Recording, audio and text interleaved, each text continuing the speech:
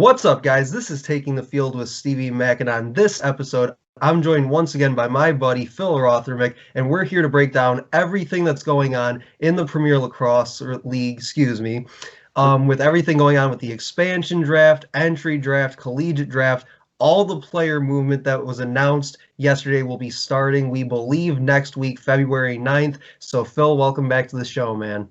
Hey, man, thanks so much for having me. Always enjoy getting to talk some lax with you. And yeah, it's going to be a fun episode. I know that.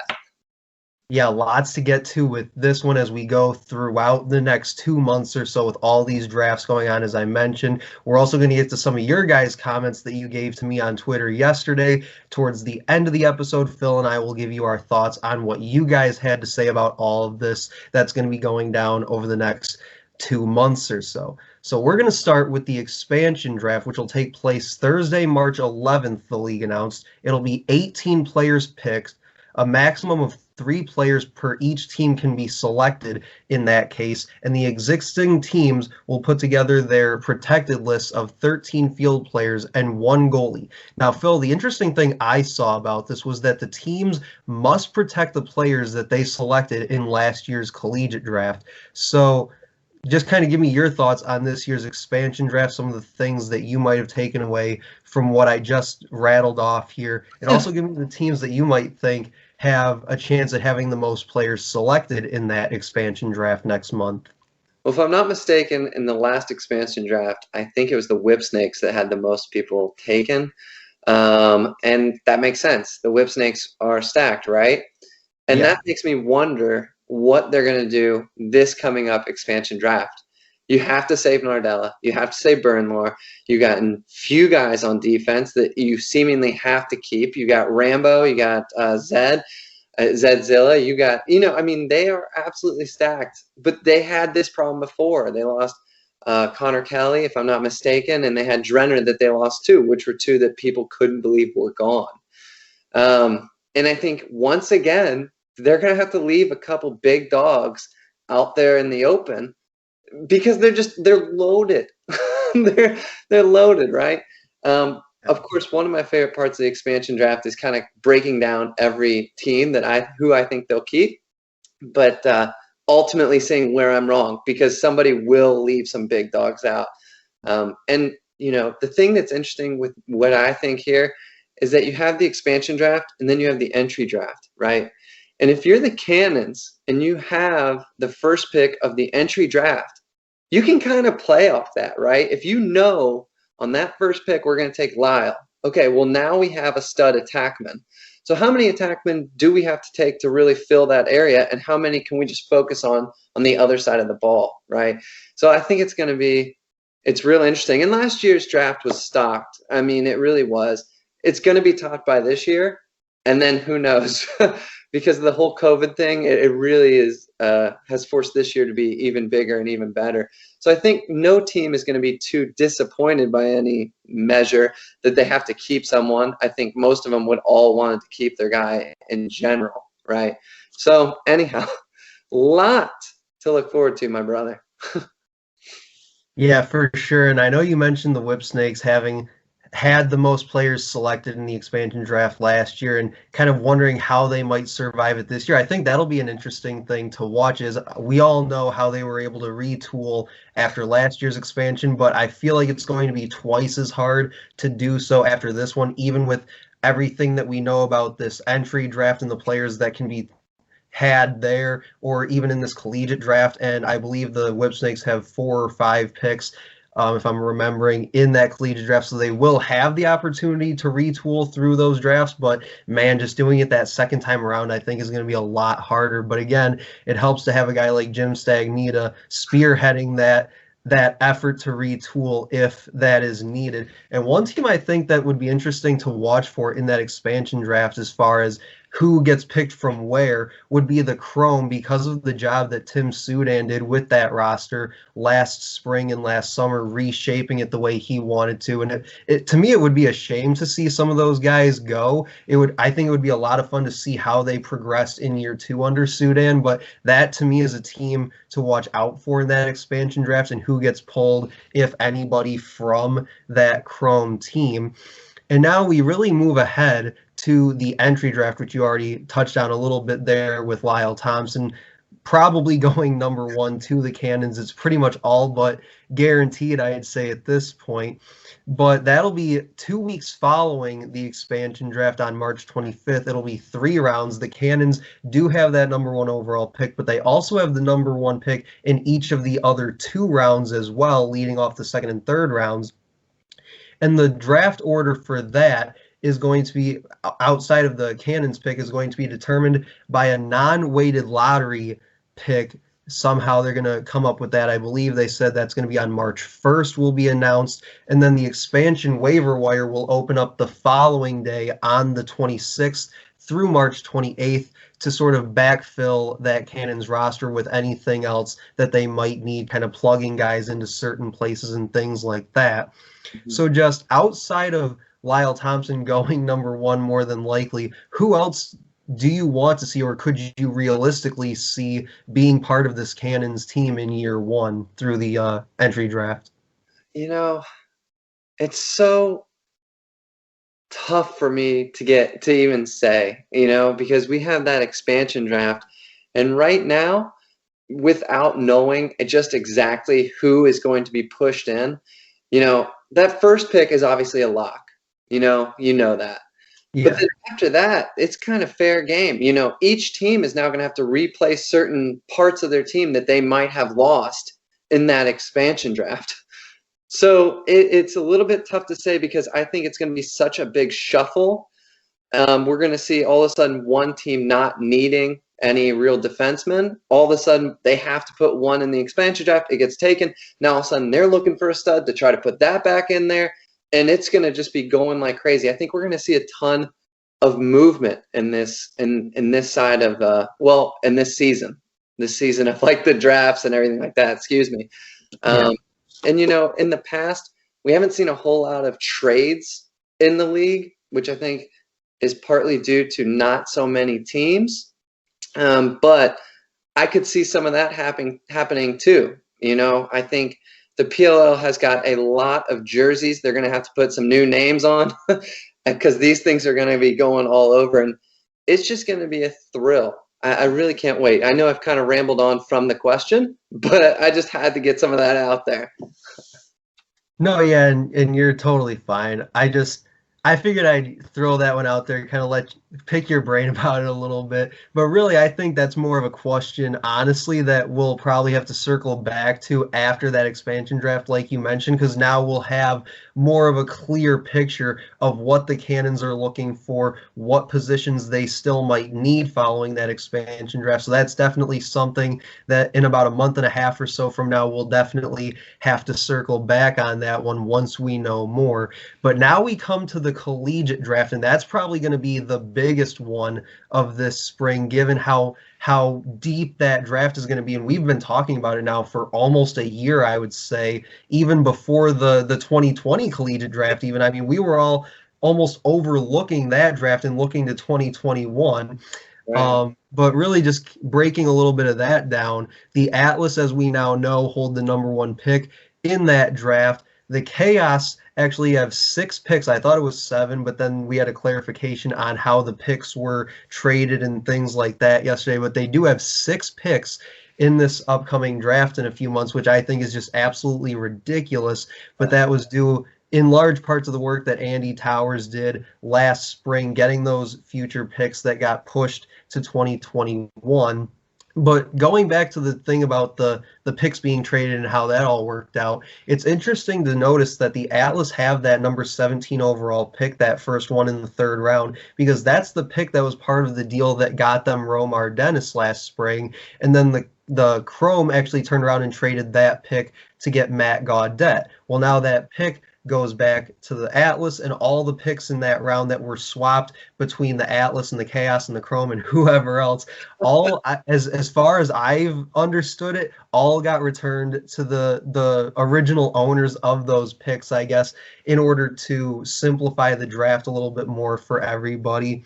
Yeah. But I will say that I teased this on Twitter yesterday, and I want to throw this out here so I can get your thoughts on it as well. I have a trade proposal between the Atlas and the Chaos that I actually think would be one of the bigger off-season moves that we could potentially see, and I want to get your thoughts, as I said, on it.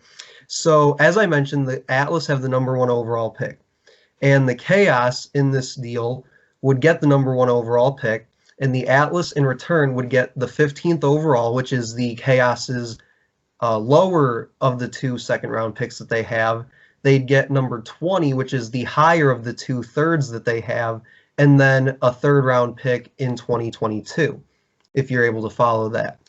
So so my explanation for this is that why it works is that the Atlas acquire a lot more picks in this, as we said, absolutely loaded collegiate draft this year, and they're able to really move forward in progressing through this rebuild that Ben Rubior is now being tasked with in year 2 with the Atlas. And he can make a big step forward in that rebuild heading into 2021 and into 22 as well, getting that future third rounder. But with the Chaos, I really like this move because Jeff Teat is probably going to be in the top 1 or 2, maybe top 3 at the very worst in this draft. And he's a guy that Andy Towers sort of took a flyer on last spring in that second round of the shortened collegiate draft and said, hey, he's probably not going to come out, but in the case that he does, we're going to take a shot at it. Obviously, he didn't, but now they have the ability to trade into that number 1 pick. They get Jeff Teat, and they get to put him in that offense with other box guys like they've had last season, which is what they really formed that offense around, was that box group with guys like Curtis Dixon, Josh Byrne, Dane Smith, another one. So they really get to add to that really good offense and be able to compete for a championship in 2021 and possibly even beyond into the next couple of years, really. And the best part about it is they don't really give up too much draft capital in order to do it with as many picks as they have. So with all that being said, I know that was probably a lot to digest all at once, but just kind of give me your initial reaction to that trade idea. Yeah. The first thing, though, that comes to mind is, of course, Michael Sowers, right? Now, Atlas has Ryan Brown, who's an absolute stud, Eric Law, who's a stud, and Ron Pannell, who is a stud, but if we're going to call it what it is, Pannell probably only has, few more years. I mean, he's not the Pannell of yesteryear, right? So the only question for me is, do you just keep that first pick and you take him and you look, kind of just move Pannell and you go with the young buck? If not, I do think the beauty of having that first pick is that you can trade it away and get more picks, because this draft is so stacked that you can still get some big time players further back, right? So it's a little tricky. I think that becomes the ultimate question for them is, do we want to use this first pick and just take it and go for it because he's such an unreal player? If not, if that's not the guy that you believe in because you believe in your attack line already as it is, then I say definitely trade with someone, get more picks, because even if you have a pick in the second and third round, maybe other years in second or third round, it's kind of like, he's pretty good. We don't know how he'll do in the league, but we're going to give him a shot and all that. This year, it almost seems like you could just close your eyes for every single draft pick and get a good player every single one. So I that's all it comes down to for me is that first pick, is that worth it enough? Is that really worth it enough instead of having many more other players? Like you said, especially in a time that it's very, very obvious they need to rebuild. They have a ton of players, excuse me, but something's got to change, man. If you're putting in the same thing every time and there is no outcome that you want, ultimately you're going to have to move some people, you're going to have to bring in some people, and you're going to probably have to cut some people or what have you. So I think what you're saying makes total sense. I think it's really, really interesting. Yeah, and I think it'll be interesting to see if it really does happen because it's easy to sit here and say that it should and why it should and why it makes sense. But the ultimate question is, will it happen? Mhm. And I know you mentioned at one point the possibility of could they move Rob Pannell, who I believe has one more year on his original contract from that entry draft last year. I believe 2021 is that second year of his contract. So he's a guy that could potentially get moved, and a team might take him on hoping okay he's probably got 2 3 more years, maybe we can do something with him in that time frame. He is a guy that I have in the last 24 hours or so played around with the idea of what could they realistically get for a guy like Rob Pannell, and that's probably something I'll touch on at a later episode once I dive a little bit deeper into my brain about that one, and see what I can come up with. But before we wrap up here, as I mentioned, I want to get to some of your guys' comments and what you had to say about all of this upcoming draft craziness that we're about to endure. So I want to get to some of your guys' comments. Phil and I will also give our thoughts on what you had to say. So starting off with Trey on Twitter says, don't know if this is a hot or cold take, but Redwoods need to draft another game usable goalie. Maybe trade for Ward, referring to Dylan Ward. Don't know what kind of capital they, meaning the Redwoods, have. So, Phil, just off the top, give me your thoughts on this one. Well, I think Dylan Ward is a underrated goalie. I think he's a great goalie. He's kind of been shelved. Well, I mean, he's behind Blaze, who's the goalie of the year 2 years in a row. So that's Right. what it is. But I think, maybe it's not a bad idea for the Redwoods to have another goalie. However, I still think Timmy Troutner, aka Timmy Trouts, is still going to be your number one guy. For, Having said that, the beauty of it could be creating that competition within the team. I know I've coached teams before where we have two goalies every single game. They were kind of competing for that starting spot. And then we would see the best out of those goalies every single game. So maybe you kind of go that route as it creates that competition. But right now, I do think Timmy Trouts is number one. And I think having a solid backup is not a bad idea. And Dylan Ward is a solid backup. yeah, for sure. He definitely is. And I do think that at some point, sooner rather than later, he's going to have to get his shot to actually play a legitimate role on a team in the PLL, whether it's with the Chaos at some point, whether he gets traded to a team like the Redwoods, or possibly he ends up with the Cannons somehow, some way, here in the next year or two, if that's possible. But to Trey's point here about whether or not the Redwoods have the draft capital to do something like this, they do have two picks in the fourth round. And seeing as how Ward hasn't really gotten a shot yet in the PLL, he's still somewhat of an unknown at this level, I guess you could say. So I don't imagine that it would take a whole lot to get him away from the Chaos in this case. So maybe they could give one of their fourth rounders for him, and like you said, put them in competition with Troutner and see what they can come up with. Even if he's the kind of guy that you start Troutner 2 games, then give Ward 1 game, then Troutner two, and then one, and kind of just go back and forth like that, Uh-huh. so that you don't get so much wear and tear on a guy like Tim Troutner late in the season. So I guess that's another thing that we'll have to watch out for as all this player movement and stuff happens over the next few months or so. But thanks to Trey for that comment. Coach Shrek comes in with the next comment, Like, says reaction. Yeah, our guy. He says reaction. The cannons from just expansion and collegiate draft alone will be stacked. Hot takes: 1, Ben Rubior becomes coach of the year. 2, Tom Kelly gets traded to the Redwoods. 3, Archer's finished dead last in the PLL, and his hope for the year is a successful and healthy PLL season with fans. wow. That's a lot of takes right there.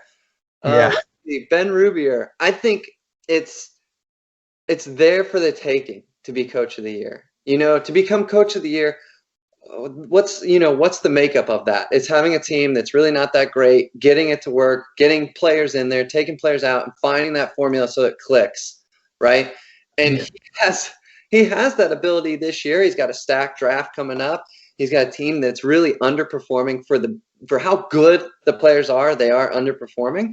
So I mean, the pieces are there. Like the Chrome last year. Now, granted, they had just gotten that new coach, but they had a team that wasn't doing good, move some pieces. I mean, Joel White wasn't there. That's Team USA right there.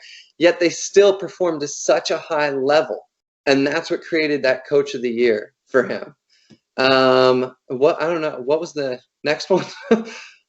Tommy Kelly gets traded to the Redwoods. So last comment we had Dylan Ward getting traded to the Redwoods, possibly now with Coach Schreck. He's looking more face-off, and this is actually an interesting one from Schreck looking at the face-off position because the Redwoods did put 2 different draft picks into the face-off position last year after Greg Renlian retired, and you definitely saw a drop-off from them in that position, even though late in the championship series it did look like Peyton Smith started to figure some things out a little bit, but they definitely should be looking for a little more consistency out of that position here in 2021.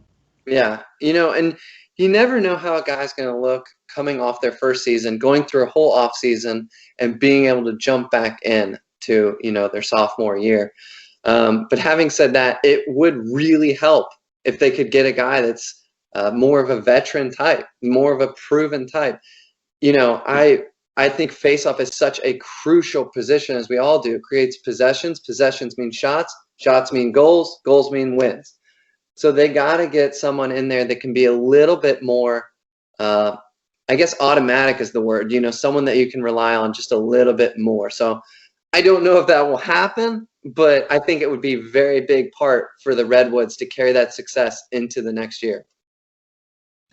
And then I don't know if you wanted to touch on this one at all, but his final hot take here was the Archers finishing dead last in the PLL. I might have to go back to him after we're done recording this episode. I really want to get his explanation for this one, to be honest with you. But if you want to go ahead and give that one a shot, by all means. I love Shrek. Shrek's my buddy. We text on occasion. I love him to death. I don't know what he's thinking here. I mean, the chaos last year, and up until the tournament, they had not won a game. Nobody would have predicted that. So I don't want to say there's 100% no chance of it because, everything's possible. But when you have Holman, Manny, and Ament and Schreiber all right there. Now, granted, Holman had a little bit of an off season last year. I'll give it that. But when you have, even if he's not there, to have Will, Manny, Ament, and Schreiber, they're going to get goals in the back of the net. I would assume they get enough in the back of the net to stay out of that bottom spot. But you never know, Yeah, I don't know. So like I said, I'll definitely have to get back to him on that one and kind of pick his brain there. But we do have a couple more here as we are just about ready to wrap this thing up. Jordan Johnson says, hot take, but not really one. The Atlas either need to rebuild around Ryan Brown, aka move other parts, or trade him. He needs to be getting, consistent shots. And this is something you mentioned earlier. You mentioned him and Rob Pannell. One or the other probably has to go. Something's got to give with this Atlas offense. Yeah. Just real quick, give me your thoughts there. Yeah, I mean, Ryan Brown, we all know, has arguably the best shot in the world. I think Mac O'Keefe's getting up there, but I think Ryan Brown is still sitting on the throne. The thing is, Ryan Brown is not a big dodger. Right? He is going to be more of a hands-free time and room. What does that mean? That means somebody else has got to get the defense pulled away from him. They've got to initiate a slide and bump that ball to Ryan Brown so he can get that shot. Well, they did that a lot on Team USA, being Pannell and Ryan Brown. Pannell would pull someone, Ryan Brown would have that shot. But we're not seeing that from Pannell recently. So I do think it's a good idea if they can figure out a way. I mean, he's worth some stuff. If you want to trade him, he's worth some stuff. Yeah. Or you have to get somebody that's going to pull the defense away. So that way they can get that pass. Ryan has his hands free, and then he shoots wherever he wants. Yeah, and I mean, really quick, just to give my thoughts on this one, I think outside of that number one pick, Ryan Brown's probably the most tradable piece that this Atlas team has, I think, player-wise. So non-draft pick-wise, he's probably the biggest trade piece that they have on this team. And I think offensively, and I did an entire episode about this probably 4 months ago now, I think it was, about this Atlas offense, and having a guy like Joel Tinney there putting him back on offense, I think, would be a big help. They had him playing almost exclusively as a D mid during that championship series, and you saw the impact that his absence had on that offense, being to dodge from up top and being able to feed some of these guys like Ryan Brown, who himself, as you said, is not a Dodger, and being able to set them up with those open looks. So I definitely think that's something they need to explore here in 2021, is getting Joel Tinney back on the offensive side, getting the ball back in his stick, and letting him just go out there and do what he does best. But this final comment, pretty much in my opinion, kind of encapsulates everything that we've talked about here in this episode. So that's why I put this one last. But this one's from Brian. He says, thoughts: one, that Lyle Cannon's jersey is going to hit different. Number two, with the Atlas picking first, do they draft a midi or trade it to someone wanting Sowers or Teat? Three, are we calling this free agency now? And four, what's the off-season trade that gets us buzzing? So like I said, this one really kind of brings all of what we just spent the last couple minutes talking about, but I'll let you wrap this one up for us. Yeah, this question could be a whole episode in and of itself, right? Was the first one about Atlas taking a midi, or the first one was about Lyle and a Cannons jersey. Yeah, I mean, yeah, it's gonna hit different, man. It's gonna be wild. You know, a lot of people love Lyle, and of course they do. The guy is one of those pieces that kind of helps revolutionize a little bit how the sport's played. I think you have Gary Gate. In my opinion, you might have Casey, and then you have Mikey, and then you have Lyle, and it kind of goes different guys that the young generation sees, and all of a sudden they want to be, right? Everyone has their own opinion about that. Maybe Kyle Harrison is in there, but the point is he's one of them, right? And he's finally going to be in the PLL. So it's going to be weird to see him not just in a Cannons jersey, but going up against guys like Tucker Durkin, right? Or Epple. And we're finally going to see those matchups that we've all kind of fantasized about, of like, who would be the attackman and the defenseman you'd want to see? And we're going to see it. So I think I'm stoked. So yeah, it's going to look different, but for so many good ways. Yeah. And then if you wanted to touch on those other couple points he made, the next one was the Atlas. What are they going to do with that pick? Do they use it? Do they trade it? What are they going to do there? Which we already pretty much touched on. Yeah, you know, I think it's like I said with Michael Sowers, is he so good that you just take him and then figure him out in the roster? Like one of those talents you just can't pass up. But that aside, they definitely can use some midfielders. I mean, Paul Rabel, he's kind of maybe in the same area as Pannell is, you know, kind of getting towards the end of the season. Paul had a little bit of a rough tournament there with Atlas last year. He wasn't at all the Paul that we've kind of grown used to seeing. So they can use some help at midfield. I don't know if it's like, if you're going to take somebody at number one, is that person worth 3 picks to you? Because if you're going to get Sowers, that means Sowers is worth 3 picks, that you would take 3 picks, combine them, and spend it all on him. Is there a midfield that you, if you had those 3 picks, would it be good with using to spend on that one person? Because that's probably what you're going to get, maybe a player, what have you. You can go about that. But something big for that one pick. So they are really in the driver's seat on that one. You know, they really have a lot of control. They can give a shout out, hey, you know, Redwoods, we still got this number 1 pick, baby. What are you thinking? You know, they are really got some options there. Yeah. And then the final thing I'll just say before we wrap this whole episode up is, in regards to that Atlas number 1 pick, I failed to clarify, I guess, earlier in the episode when I gave you my trade prediction for that number 1 pick, that in that trade, the Atlas would also swap picks in the first round with the Chaos. So the Chaos would get 1 and the Atlas would move back to 6 as well. So for anybody earlier thinking, well, does that mean they're not picking till the second round now? No, I forgot to specify they get that 6th pick as well as part of that deal. So they would still have a really solid pick there in that first round. And as we said, the draft is so deep that you could go from 1 to 32 or whatever it is, and you're going to get a stud player that'll probably be around the league for a long time. But that, guys, will do it for this episode of Taking the Field with Stevie Mack. Make sure to like, comment, and share on this post. We covered a ton of stuff about player movement this offseason for the PLL. Phil, as always,